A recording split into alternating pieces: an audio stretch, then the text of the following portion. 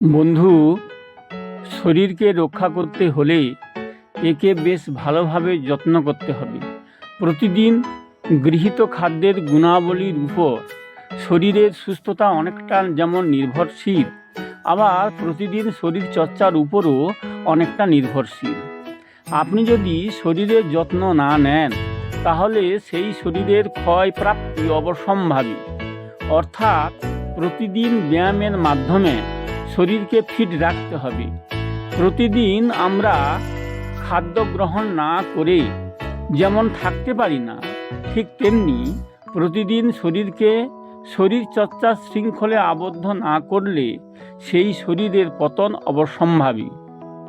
প্রতিদিন শরীর চর্চা করলে রাতে ভালো ঘুম হবে, শরীরের গৃহীত ক্যালোরি পুড়ে শরীরের ওজন বৃদ্ধি রোধ করবে, শরীরে ব্লাড সুগার কমিয়ে সুগারের ব্যালেন্স ঠিক রাখবে, কোলেস্টেরল ও ট্রাইগ্লিসারাইড বৃদ্ধিকে রোধ করে হৃদয়কে সুস্থ রাখবে, শরীরকে যাবতীয় স্বাচ্ছন্দ্য দিয়ে দৈনন্দিন কাজে প্রেরণা যোগাবে।